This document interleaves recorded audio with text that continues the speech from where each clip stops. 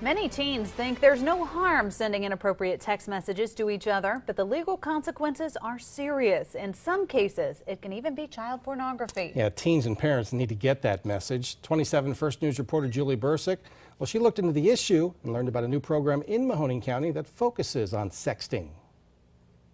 Almost everyone has a cell phone with them at all times, snapping pictures of anything and everything. And not so innocent moments. You take an inappropriate picture of yourself and then you send it out. I feel like it goes like a lot of people do it, but that's their choice. 4 Jackson Milton High School students sat down with First News to talk about sexting. I mean, there's not a whole lot of pressure. And that person can always like send it to somebody else and it can just go viral. Sexting is more a high-tech version of kids playing doctor. Teens sending nude images has serious consequences. Could result in felony charges, juvenile sex offender registration, the court. James DeLucia and Sharon Fisher work in the juvenile court for Mahoning County.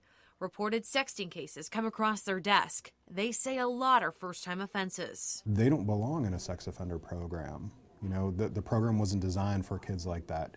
The laws weren't designed for kids doing this. We had to acknowledge them somehow, some way, because the police were filing. The two started brainstorming, used their expertise and resources, and developed the Cyber and Relational Diversion Program, CARD for short. It focuses on education and the cold, hard reality of sending inappropriate pictures. It is never gone because it can always be retrieved by BCI, by the police departments have special tools that they could go in. The CARD program is for low-risk offenders. Applicants have to go through a screening process to be a part of the 5-week program. DeLucia and Fisher launched the program last fall. Since then, they've taught it in almost every Mahoning County school. Jackson Milton students say it was eye-opening. I don't think it goes through the person's mind when they're doing it, but if you kind of just take a step back and look what might happen, then I think you'll realize that it's a possibility. There's always a few students that'll come up to us. Oftentimes kids will come up to us in tears. Educating parents is also a big part of the CARD program. Ignorance is not an excuse for just, I didn't know my kid could do this, or I didn't know that you could possibly do this on your cell phone. DeLucia recommends parents randomly check their kids' smart devices. And while it usually doesn't go this far, adults can face consequences too. The telecommunications harassment statute can in fact apply to the owner of the device. 20 teens have successfully gone through the program. DeLucia says it's too soon to tell how well it works. Juvenile Judge Teresa Delic says sexting is different from the days when teens wrote love letters to each other.